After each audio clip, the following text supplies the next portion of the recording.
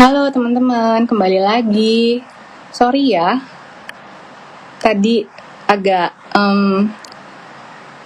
koneksinya mungkin nggak terlalu bagus. Mudah-mudahan sekarang udah bisa.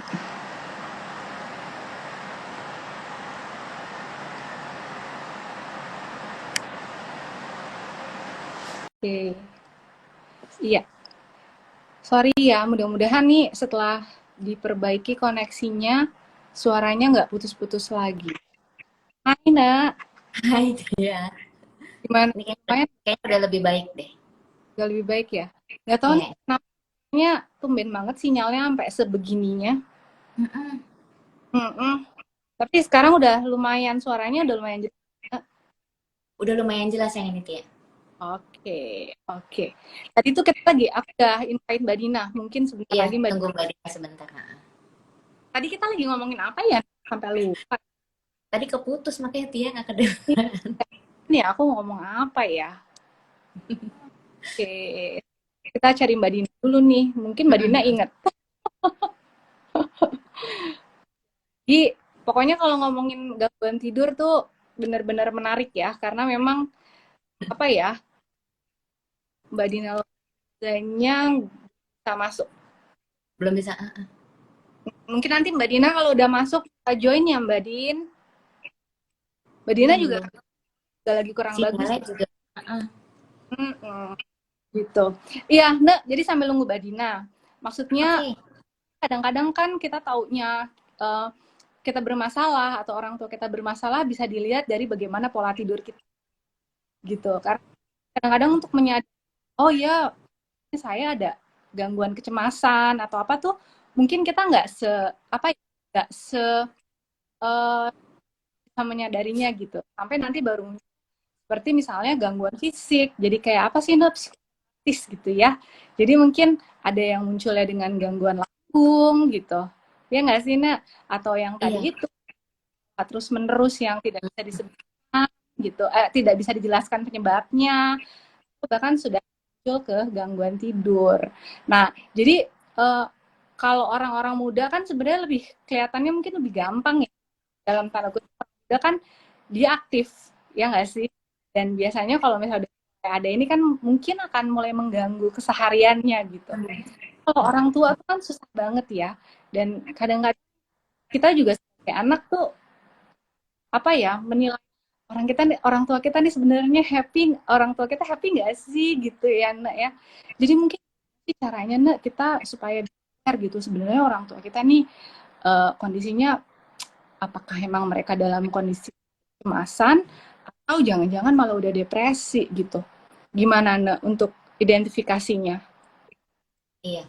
Iya Tia, tadi bener banget tuh yang Tia bilang bahwa kalau mungkin dewasa muda lebih mudah ya Tia ya. Pada saat dia mengalami gangguan tidur berkepanjangan, biasanya akhirnya dia langsung ketawa nih dari fungsinya terganggu, bener kan Iya. ya? Nah, sementara kalau lansia kan mungkin kebanyakan sudah di rumah ya Tia ya. Jadi kalau gangguan tidur terus kayaknya mereka pikirnya ya udah deh cicil-cicil tidur di siang, udah gitu kita nggak ngelihat ada gangguan fungsi karena memang kebetulan kan kegiatannya nggak ada, bukan nggak ada ya, udah berkurang lah ya Tia ya maksudnya ya. Betul. Nah, sehingga mungkin kita bisa lebih sensitif dengan melihat dari keluhan-keluhan yang lainnya. Kayak tadi yang kita udah bilang Tia, keluhan fisik itu jelas banget tuh. Paling sering kan kalau lansia bilang, udah nih pegel-pegel lah, punggung sakit lah, kepala sakit, atau kadang-kadang mungkin diare. Nah, udah gitu terus keluhan itu makin sering banget rasanya muncul. Nah, terus kita juga mungkin bisa mengenali yang tadi tuh, adanya perubahan mood, suasana perasaannya dia. Apalagi terutama mungkin kalau kita tinggal bersama-sama, kadang-kadang kan kita bisa ngelihat ya, kok dia kayaknya banyak bengong ya, kok kayaknya dia lebih banyak marah ya belakangan ini, kok kayaknya Ya. dia lebih banyak nangis ya belakangan ini. Jadi perubahan mood itu juga bisa kita lihat. Selain perubahan mood juga kita juga bisa lihat sih penurunan minatnya dia Tia.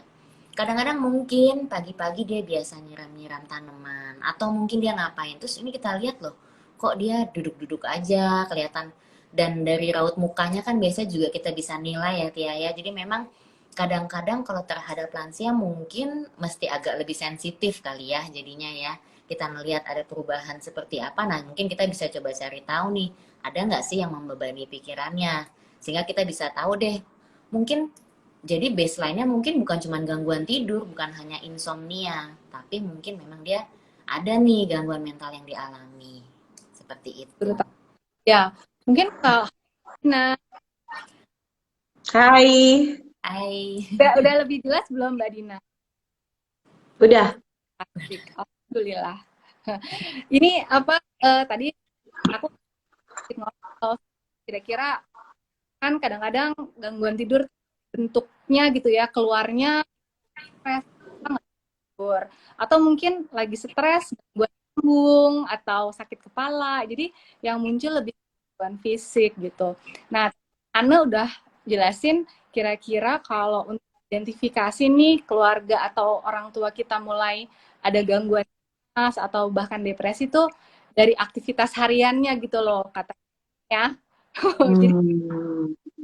mulai misalnya yang tadinya suka pagi-pagi tuh siram-siram dulu gitu, terus kok berapa hari ini nih udah nggak keluar rumah, cuman di kamar aja, nggak mau ngapa-ngapain ya.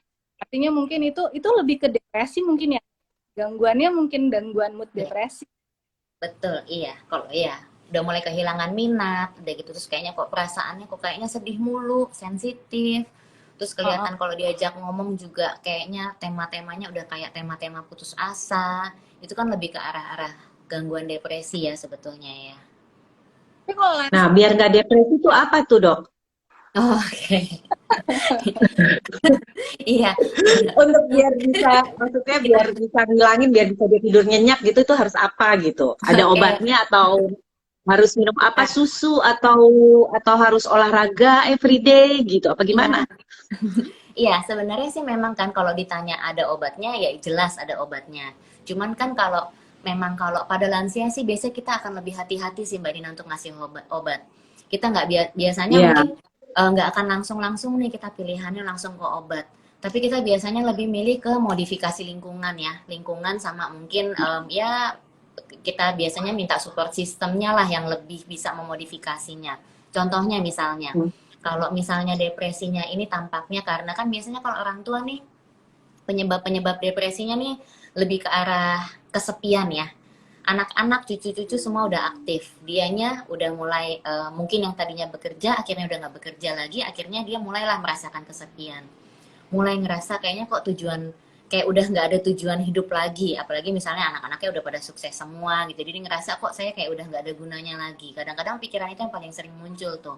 Kemudian juga kita nggak lupa kadang-kadang kehilangan orang-orang terkasih itu juga sangat bermakna sih untuk nggak usah lansia sih sebenarnya, untuk semua juga gitu, tapi pada lansia ini akan terasa lebih berat karena kan dia kehilangan pasangan misalnya atau mulai teman-temannya mulai pada meninggal, sehingga akhirnya juga udah muncul kekhawatiran kan bentar lagi jangan-jangan waktunya saya, sehingga akhirnya pikiran-pikiran itu juga nih memunculkan pikiran-pikiran depresif lah seperti itu. Nah kalau ngelihat dari seperti ini kan memang em, akhirnya keluhan gangguan tidur yang muncul ya kita coba dengan modifikasi perilakunya dia dulu ya. Tadinya dia udah mulai kehilangan minat, udah nggak ada aktivitas. Nah kita coba perbanyak aktivitas. Memang sih di saat seperti ini biasanya keluarga lah yang paling bisa nih menjadi support sistemnya. Jadi diajak beraktivitas, kayak misalnya olahraga diaktifin, dan nggak lupa sih gizi juga pasti mesti diperhatikan karena kan biar bagaimanapun gizi itu juga sangat berpengaruh nih terhadap kondisi depresi. Kemudian selain itu juga memang selain olahraga kayaknya kita mesti cari kegiatan yang lain. Entah mungkin dia diajak ke kelas dansa, tapi mungkin saat ini pandemik agak susah. Ya, tapi kan ada nih kegiatan-kegiatan yang bisa dilakukan melalui Zoom. Dan memang akhirnya mungkin kunjungan keluarga juga mungkin mesti lebih dipersering ya, supaya dia juga nggak ngerasa sendirian dan dia masih merasa dibutuhkan. Intinya sih mungkin juga memunculkan rasa dibutuhkannya, itulah juga penting sih nih untuk lansia ya biasanya. Oke. Di sini ada yang bilang nih, Dok, Hmm. ada yang bisa tidur malam, siapa namanya tadi itu kebaca ya kelewatan, tapi kalau siang tuh dia susah untuk istirahat, tuh gimana tuh, Dok? Oh iya, Oke, sebenarnya sih kalau misalnya pasien dengan gangguan tidur, kita kan biasanya melakukan di awal tuh selain kita memang memodifikasi lingkungan, kita melakukan sleep hygiene, Mbak Dina. Di sleep hygiene itu yang Apa? memang kita Oh, sleep oke. hygiene. Sleep hygiene itu memang kita lakukan seperti ya pertama memang sebetulnya kalau bisa kita usahakan siang itu jangan tidur. Tapi kalau bisa Oh kita gitu. iya, justru kita mengaktifkan kegiatan di siang hari. Jadi kita coba nih bikin Hmm, kegiatan-kegiatan ringan di siang hari. Cuman kalau lansia kan memang kita nggak bisa paksakan eh, untuk beraktivitas penuh seperti usia dewasa muda ya. Tapi at least dia punyalah kegiatan-kegiatan di siang hari ya. Kalau dia capek dia boleh istirahat. Karena di sleep hygiene hmm, fokusnya adalah supaya dia bisa tidur di malam hari. Sehingga pada malam hari oke. dia bisa memiliki kualitas tidur yang lebih baik. Jadi sebetulnya kalau memang Iya, dia nggak bisa tidur di siang hari sih nggak kenapa-napa ya. Hmm. iya. Ini katanya nih Wizar, yang bikin depresi itu nggak punya uang, Dok. Wah, dokter Tia ada yang bisa bantu kalau itu. Kalau depresi. Tapi memang benar loh. Sebetulnya Iya benar, financial itu salah satunya itu benar, sekarang. Apalagi financial lagi itu PPKM sangat begini, itu masalah kita semua. Karena nggak bisa ini, nggak bisa keluar untuk cari uang. Ini bener banget nih yang bikin depresi itu. 100 banget. benar. Orang ya kan. Nah, tapi ini makanya tadi masalah jadi kan tadi kita udah ngobrol tesis nih kayaknya nih ya ujungnya nih gitu. Karena memang kayaknya di pandemi kita memang mengalami mungkin depresi. Nah, mungkin dokter Ana yang kita lagi-lagi mesti lurus sama yang tadi itu loh. Kalau Hmm. depresi bilangnya karena banyak dosa lah atau mungkin karena kurang punya iman. Nah, mungkin kan sebenarnya depresi itu kan penyakit. Tia, sorry putus-putus Tia. Nah, ini sekarang Penyakit apa? Putus.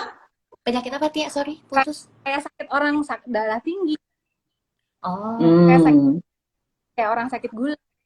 Cuman mungkin kalau orang gula yang terganggu hormon insulin, hmm, ya kan? hmm, Tapi hmm. kalau orang depresi yang terganggu tuh hormon serotonin ya dokter Ana namanya ya. Iya, Nah, iya. jadi gimana ya dokter Ana? Mungkin kalau untuk lansia, kita kapan sih harus memulai pengobatan dengan obat-obatan medikamentosa gitu, misalnya dokter Ana.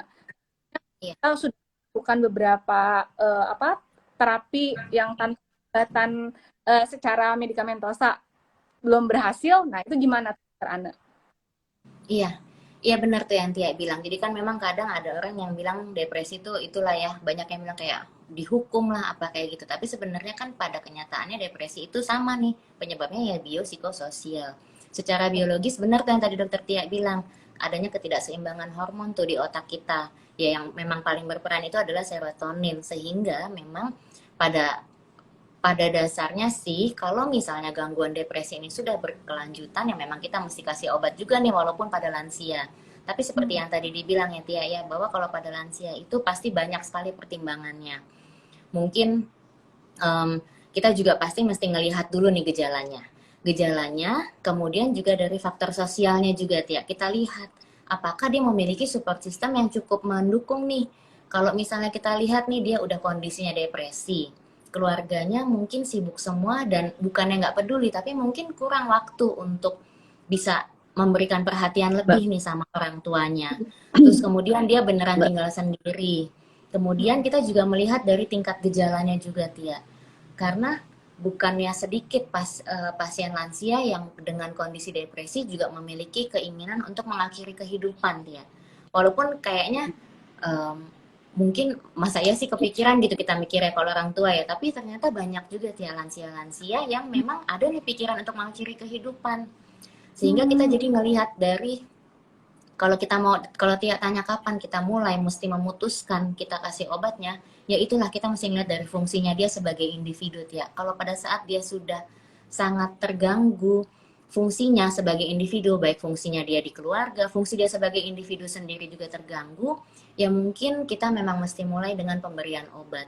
Untuk pemberian obatnya pun kita juga dengan pertimbangan yang pasti kita mulai dengan ya start low go slow ya. Jadi dengan dosis yang kecil kita evaluasi dengan peningkatan yang perlahan-lahan sampai kita coba lihat dosis efektifnya itu di mana seperti itu. Nah, Dok, maaf Dok mau nanya. ini karena mengenai minum obat kalau mau tidur.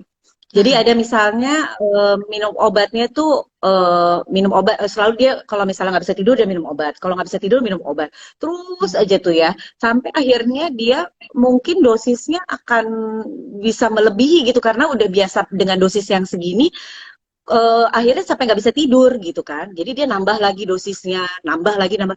Nah itu gimana tuh dok? Jadi ketergantungan kayak gitu. Iya. Iya, itu yang makanya kita bilang biasanya pemberian obat tidur itu kan pasti banyak pertimbangannya. Pasti pertama-tama kita milih untuk yang non farmakoterapinya dulu. Jadi bukan obat yang kita kasih. Jadi kita modifikasi lingkungan, kita coba lihat. Nah, cuman pada saatnya kalau misalnya udah minum obat ya Mbak Dina ya, memang tuh sering banget kayak gitu.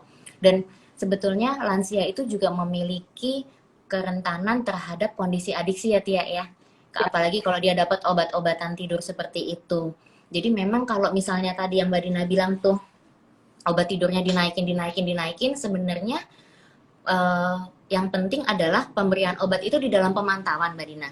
Jadi kita pun misalnya akan meningkatkan dosis, pasti kita akan meningkatkan sampai dosis yang maksimal. Seandainya nggak mempan, kebetulan kan kalau obat-obatan ini kan ada eh, banyak macamnya. Sehingga mungkin kita juga bukan hanya meningkatkan satu obat itu sampai maksimal, tapi juga kita mungkin akan melakukan kombinasi.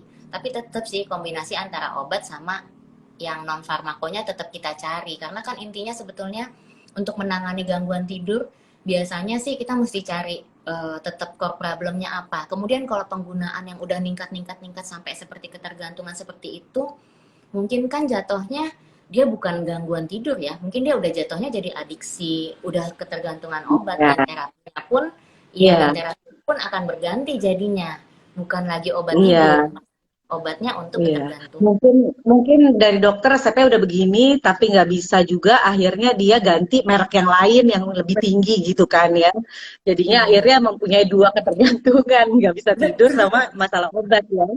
betul. Oke oke. Iya, Nah, jadi Jadi kalau harus diterapi ya dok. betul. Iya, itu akan masuknya ke terapi karena bukan hanya terapi obat, pasti ada terapi perilaku juga yang akan kita lakukan nih untuk kondisi yang sudah jatuh pada kondisi adiksi. hmm, Mm-mm. tadi juga ada nih terkait sama tidur. Jadi kan seringkali beberapa pasienku juga nih Mbak Dina. Jadi kadang-kadang datang tuh sudah bilang saya nggak bisa tidur, saya udah minum obat namanya alprazolam gitu. Jadi saya kalau nggak pakai alprazolam, saya tuh nggak bisa tidur. Yang tadinya dosisnya 0,25 dok, cuma enak seminggu. Sekarang mesti naik 0,5. Terus 0,5 juga cuma bisa seminggu, habis itu naik jadi 1 mili. Jadi memang ada yang namanya makin dia makin tinggi dosis yang dia butuhkan. Nah, jadi tapi kalau dicoba dengan obat lain, dia tuh udah nggak nyaman gitu. Artinya dia memang betul-betul sudah yang tadi dokter Anne bilang mungkin sudah muncul adiksi terhadap si alprazolam tadi. Nah, mungkin dokter Anne kita mesti ingetin juga sama teman-teman geriatriker yang ada di sini ya. Mungkin gimana sih alprazolam itu sebenarnya apa? Gunanya apa? Dan kenapa dia nggak boleh digunakan secara jangka panjang gitu? Karena kan selama ini orang-orang sebenarnya pakainya efek samping alprazolamnya ya dokter Ane ya, ngantuknya. Padahal sebenarnya obatnya bukan itu gitu. Gimana dokter Ane pencerahan? Pencerahan. Iya, ini jadi ngomongin obat nih kita ya, Tia ya. Jadi alprazolam itu kan benzodiazepin ya. Ya, Mbak Ya, Dina itu dia golongannya benzodiazepin. Dia memang sebetulnya kan obat-obatan kalau misalnya itu ya golongan keras ya, Tia ya. Jadi memang pemberiannya pun mesti dengan resep dan segala macam dan dalam pemantauan sebetulnya. Jadi sebenarnya kalau alprazolam itu adalah benzodiazepin yang short acting. Sehingga kenapa orang-orang tuh suka pada jadi hobi menggunakannya karena efeknya tuh suka cepet, gampang dirasakan. Jadi em, sejenak tuh kita udah bisa langsung dapat efeknya. Cuman kita juga nggak boleh lupa, kan obat-obat itu kan pasti ada jangka waktu penggunaan. Kita pun biasanya menggunakan obat-obat itu biasanya mungkin pada kondisi-kondisi yang seperti serangan panik, sehingga kita butuh segera menurunkan gejala-gejala panik yang dialami. Jadi nggak murni hanya untuk gangguan tidur aja, walaupun memang kadang-kadang kita kasih sih untuk bikin dia bisa lebih mudah masuk ke dalam tidurnya. Tapi pasti kita ada pertimbangan-pertimbangannya juga nih untuk memberikannya. Mungkin sedikit ini ya, maksudnya sedikit tips untuk teman-teman juga ya kata Tia ya. Jadi pada saat kita mau memberikan obat tidur kepada pasien, mungkin akan lebih baik kalau kita ngeliat nih sebenarnya gangguan tidurnya dia ini seperti apa sih? Apakah dia sulit untuk masuk tidur, ataukah dia sulit untuk mempertahankan tidur? Jadi kita juga bisa tahu nih pemilihan obat yang tepatnya nih yang mana. Jadi jangan sampai kayak tadi yang dokter Tia bilang akhirnya ningkat gitu. Tuh. Oh. Jadi Dok, sebenarnya Tia, Mbak Tia. dulu, Mbak Dina dulu. Aku nanti yang mana kan ini Mbak Dina dulu. Penasaran banget gitu karena apakah obat tidur gitu bisa kita dapat beli di apotik tanpa harus pakai resep gitu? Mestinya sih enggak ya. Sejauh Nggak yang saya bisa tahu ya? sekarang apotik-apotik tuh udah nggak mau kasih lagi ya. Bahkan Oke. resep yang kopi resep pun nggak mau, dia mesti pakai cap yang benar-benar asli. Yang saya tahu sih yang Mbak Dina Harus ya. dari dokter Iya, ya, dokter ya. iya. Mm-mm. Iya. Oke, Walaupun oke, oke, oke. ini ada loh Mbak Dina, obat tidur yang bisa dibeli. Kan kadang-kadang ada iklan Nggak ada yang tuh, organik gitu. Mungkin obat organik, ini kali ya, obat batuk ya. minum udang Obat jahe, batuk udah betul. Kenapa? minum udang jahe, susu sebelum tidur biar Oh, anget kan. iya Jadi betul. Iya betul, betul. gitu. Yang Jadi tadi tradisional. tradisional. Jadi mungkin tadi yang dokter Anne cerita itu tuh Mbak Din. Jadi kalau kita ada gangguan tidur, kita mesti tahu dulu, ini kita gangguan tidurnya, kita nggak bisa memulai untuk tidur di saat awal, atau sebenarnya kita bisa tidur, tapi kita kebangun terus. Jadi kayak mempertahankannya tuh Betul, betul. susah gitu. Kadang-kadang yang mana? Nah, itu disesuaikan obatnya. Cuman kadangkala memang seperti dokter Anne bilang tadi, alprazolam itu kan sebetulnya bukan murni obat tidur ya, tapi kadang-kadang di masyarakat mereka berpikir bahwa itu adalah obat tidur yang sesungguhnya gitu. Padahal kan bukan ya dokter Anne gitu. Gangguan-gangguan cemas, kemudian juga gangguan cemas ya dokter Anne, alprazolam juga kan kita pakainya hanya di 2 minggu pertama ya. Nah, setelah itu kita serotonin juga ya gitu. Betul. Mm-mm. Jadi mungkin Ini ada pertanyaan nih. Kapan sih seseorang memang sudah butuh obat dari siapa nih aku baca? Mei Dwi Rahajang. Ya, heeh. Iya kan? Mei Dwi Rahajang ya. oh Mei Iya Dwi betul betul. Rahajang. Iya. Heeh. Iya. Iya, ini kebetulan teman kita juga ya nih Tia ya, Ajeng ya. Iya, mungkin saya coba jawab ya. Jadi seperti yang tadi dibilang sih, kapan kita akhirnya memutuskan untuk memberikan obat sebetulnya pada saat kita sudah mencoba memodifikasi lingkungan, kita sudah coba mengendalikan pikiran, kan kembali tadi ya, penyebab gangguan tidurnya ini apa? Kalau penyebab gangguan tidurnya karena kecemasan, kan kita atasi nih kecemasannya apa. Kemudian kalau penyebab gangguan tidurnya karena depresi, kita juga coba cari nih, bagaimana nih kita bisa resolve dari kondisi depresi ini. Jadi kalau kita udah mencoba memodifikasi semua itu, tapi ternyata masih juga berkelanjutan, kemudian juga sudah mulai mengganggu fungsinya, nah itulah kita bisa mulai tuh kasih obat dengan dosis yang kecil yang tentunya ya. Oke. Dok, mau nanya dok, aku kan suka tidur tuh mungkin gampang, tapi mempertahankannya suka kadang-kadang bangun gitu ya, bangun beberapa kali. Apa namanya itu karena apa ya? Apa karena pikiran, apa karena kecapean, atau aku harus olahraganya kurang gitu? Tapi sekarang ya positifnya ya mungkin aku langsung sholat aja gitu kalau bangun. Tapi kan kalau misalnya abis itu kebangun lagi gitu-gitu, itu karena gimana ya dok? Iya, kalau kalau kayak gitu sih biasanya kita akan tanya ya, pada saat terbangun itu apa sih yang kepikiran? Kadang-kadang kita mesti eksplorasi juga, Iya. kita nggak bisa langsung bilang juga nih, oh ini pasti karena apa. Pasti kan kita juga nanya dulu nih, pada saat bangun nih apa yang kepikiran. Kemudian setelah itu berapa lama nih bisa masuk ke tidur lagi. Kadang-kadang ada yang memang Ya, iya orang, betul itu dia. ada orang nih yang mudah terbangun memang ya, misalnya dengar suara kebangun. Tapi kalau ditanya ternyata saya mudah sih dok masuk tidur lagi. Jadi sebenarnya bukannya juga itu bisa langsung kita bilang itu gangguan tidur juga kadang-kadang. Jadi kita mesti ngelihat juga nih sebetulnya pada saat kebangun nih, apa yang kepikiran, apa yang dia lakukan, kemudian bagaimana dia bisa masuk lagi kembali tidur seperti itu. Nah, Jadi itu susah tidur lagi tuh dok biasanya. Susah tidur. nah, susah tidur lagi. Nah, biasanya sih kita akan tanya, biasanya kalau lagi kayak gitu yang kepikiran apa? Yang Karena muncul di pikiran yang tuh muncul di pikiran pertama kali itu apa? Karena itu yang kayak tadi dibilang, biasanya kalau kayak gitu nanti kita pendekatannya bisa ke ya kayak CBT, kalau yang sekarang-sekarang ya kayak kognitif behavior therapy. Kadang-kadang pikiran bisa mengganggu perasaan sehingga memunculkan perilaku yang kurang adaptif, jadi kayak susah tidur seperti itu. Jadi mungkin perlu sedikit dieksplorasi apa nih yang Iya, kepikiran. iya betul. Akhirnya mungkin ya doa gitu ya, Iya, atau ya paling kayak gitu sih, gitu. Kayak ada sesuatu yang dipikirin Apa mungkin pertanyaannya? belum selesai terus jadinya ke Heeh, terganggu gitu. Biasanya kan seperti itu. iya. Nah, terus Mbak Dina, anehnya ada yang tanya juga dari ya. Ini siapa? dok, ibu berapa bulan ini tekanan darah tinggi dan sedikit vertigo, tidur malam dan bangunnya awal, pas tahajud tidak bisa tidur lagi, umurnya 71 tahun. Apa ada kaitannya? Maksudnya mungkin kaitannya dengan gangguan kecemasan ya dokter Ane ya. Jadi Oke. ibunya memang darah tinggi, kemudian ada vertigo, biasanya Oh setelah iya. beliau nggak bisa tidur lagi tuh sampai pagi gitu. Apakah mungkin Hmm. itu kaitannya mungkin dengan gangguan kecemasan atau apa mungkin dokter Ana?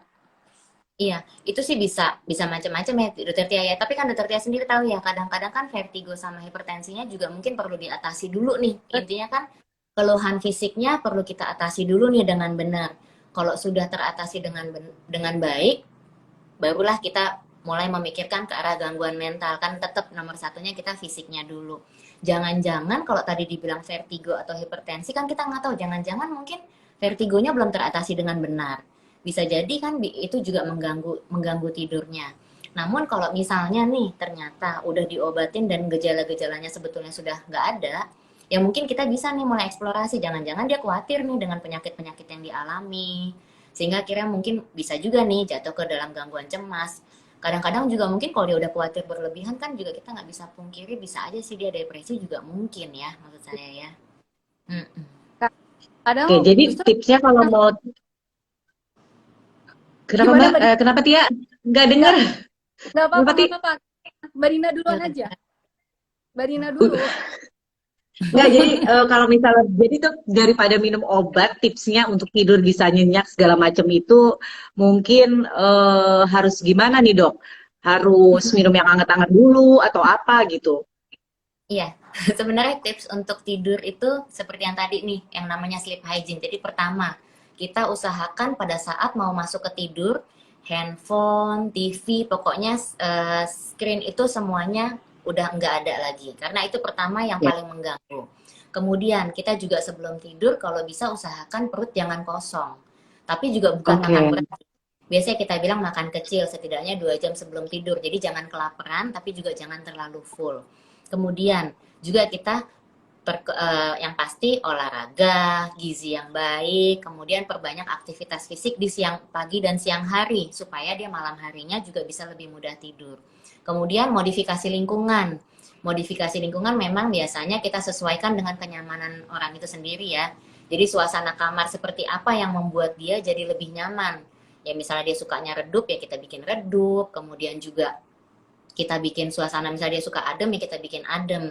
Dan yang pasti kita juga kalau misalnya orang dengan gangguan tidur kita selalu bilang kalau bisa pada saat kita mau tidur kita hilangkan nih kekhawatiran jangan-jangan saya nggak bisa tidur nih ya malam ini karena itu malah akan menimbulkan kecemasan yang baru lagi saya nggak bisa tidur. Nah itu akhirnya jadi suatu sirkuit yang nggak akan berhenti sih biasanya. Oke. Jadi Nah dok, pokoknya mau nanya dok, katanya tuh kalau misalnya tidur tuh kita nggak boleh deket-deket handphone, itu mempengaruhi ke radiasi kita ya gitu, bener nggak? Harus jauh gitu, jaraknya harus Iya, berapa berapa gitu? Apa itu mempengaruhi juga salah satunya? iya sih Terus kalau kedua, cahayanya juga harus iya. gelap banget atau redup atau apa gitu? Iya, kalau di sleep hygiene sih kita lebih ke arah karena layar ini ya memang mengganggu mengganggu ini kita ya, mengganggu untuk kita masuk ke tidur. Sehingga kan makanya kita bilang bukan cuma handphone, layar TV pun juga kita suruh matiin. Jadi baik handphone, TV itu Hmm. semua matiin. Nah kalau radiasi sih yang saya tahu ya memang kalau secara kesehatan pun kan memang radiasinya kan nggak bagus ya pancaran radiasi dari handphone itu. Oke. ya, mendistraksi ya. Kalau ada kita lihat ada nanti handphonenya di sebelah kita terus ada notifikasi gitu ya. Nanti kita penasaran ada apa sih gitu kan biasanya. Jadi memang lebih baik apa semua tuh di gadget dijauhin, TV dimatiin gitu ya, lampu enggak. Sebenarnya kan kita kalau tidur lebih bagus dalam kondisi remang-remang gelap ya Dokter Ana dibandingin terang. Iya, kalau sebenarnya kalau ditanya sebenarnya sih Gantung mungkin ya, ya. Tapi kan gantung kebiasaan ya, kebiasaan kebiasaan orang itu kadang ada yang memang biasa terang ya kita nggak bisa paksain juga sih dia mesti redupin cahaya. betul ya. Iya Jadi ya. memang Eh, masing-masing orang ya. Mm. Oke, Dok, satu lagi nih Dok dari di sini ya. Di sini. Ada pertanyaan nih, kesulitan tidur untuk yang berpenyakit demensia, apa ada obatnya, Dok? Iya, iya benar tuh ya. Memang ya, Dokter Tia sih kayaknya ada rencana juga tuh dia Jadi, membahas demensia ya Dokter Tia ya. Cuman jadi jauh. maksudnya ini sekalian aja kita bahas karena ini kan gangguan tidurnya ya. Benar, kalau misalnya gangguan tidurnya ya karena demensia kan ya pasti kan kita mesti cari tahu dulu nih ya. Nanti obatnya juga pasti akan kita sesuaikan dengan kondisinya pasien itu sendiri sebetulnya. Oh, jadi Hmm. harus konsultasi dulu ya, Dok ya? Iya, Nggak bisa sebaiknya sih sembarangan.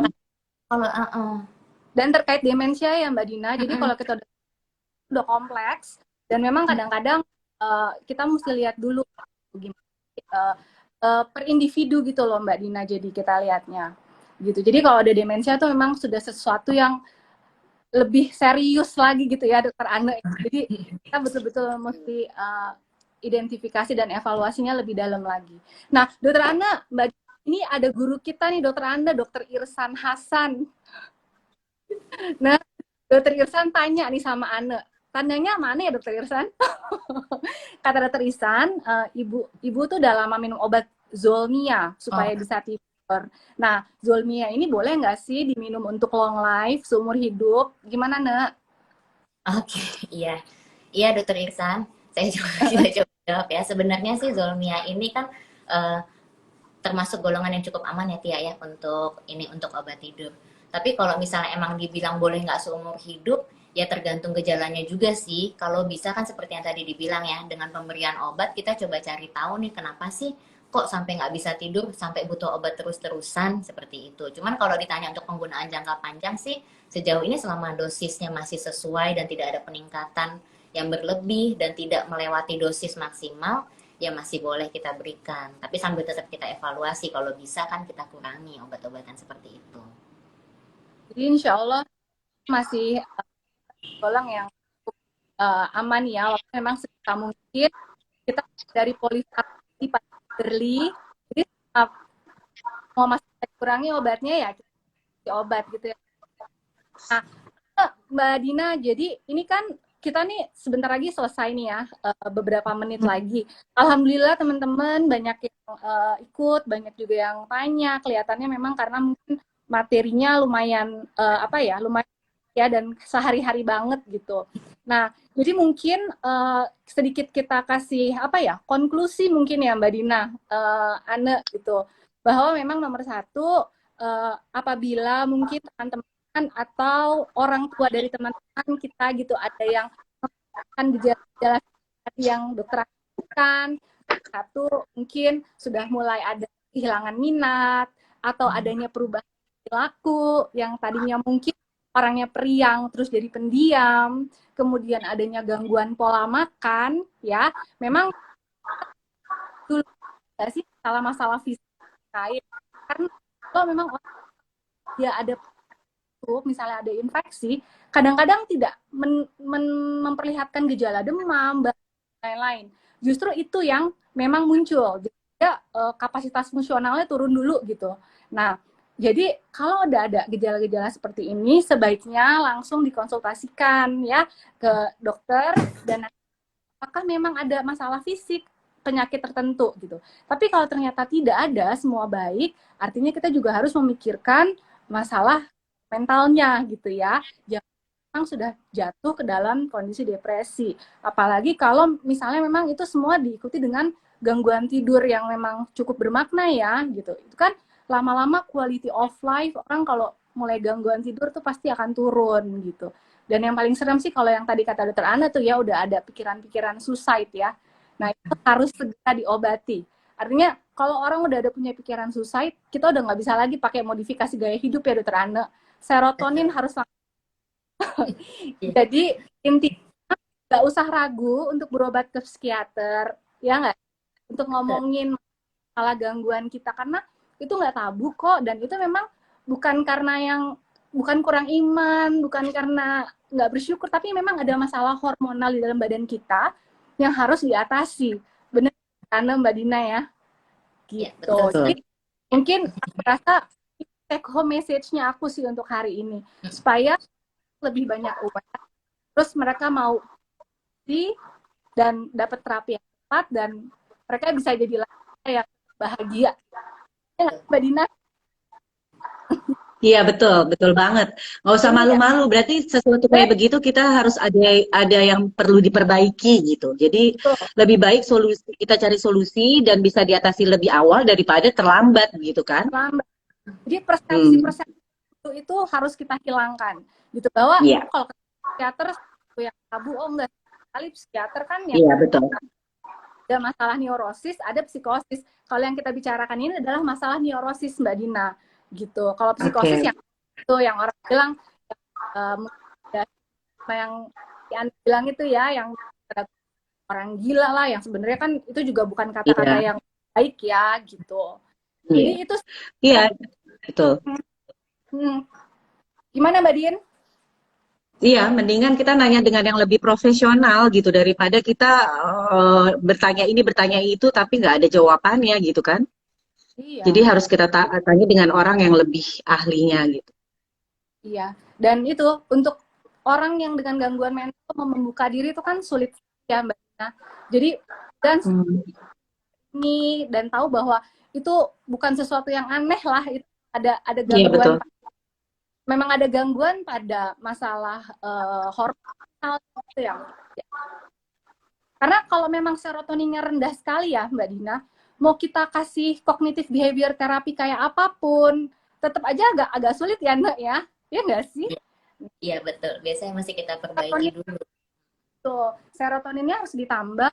Serotoninnya udah. Jadi semua tuh jadi satu gitu. Apa ya tata laksana itu menyeluruh ya Mbak ya. Kita tambahin serotonin. Kita sisi spiritual juga penting banget kan, spiritualitas. Iya. Iya, itu komunikasi juga iya. Juga sangat penting gitu. Jadi ya lumayan lah ya, mudah-mudahan hari ini sedikit masih ada beberapa pertanyaan tapi kayaknya Mbak Dina karena tinggal 2 menit lagi aku takut mati kayak kemarin. Jadi kayaknya mungkin nanti pertanyaan ini akan coba kita bisa komen di IGTV-nya. Nanti mudah-mudahan saya dan anak coba menjawab. Jadi mohon maaf untuk semua teman-teman belum bisa dijawab, tapi nanti boleh bertanya di page atau di komen dari IGTV gitu. Berapa ini cukup dan mudah-mudahan Mbak Dina nggak bosen ya kalau Kenapa Tia? Mudah-mudahan nggak bosen kalau aku ajak-ajak lagi. Enggak bosan banget, malah seneng banget karena jadi nambah ilmu gitu kan. Jadi emang bener-bener yang aku jadi udah beberapa tuh terjawab gitu. Langsung ke dokternya. Yang ahli ya dok ya. Iya, makasih. Ya udah kalau gitu. Mudah-mudahan makasih banyak juga. Makasih nanti ya, makasih Mbak Dina. Iya, terima kasih dok.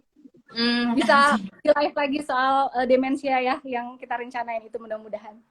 Ya deh. Oke, makasih teman-teman. Ya. Mbak Dina, Ane. Assalamualaikum. Salam.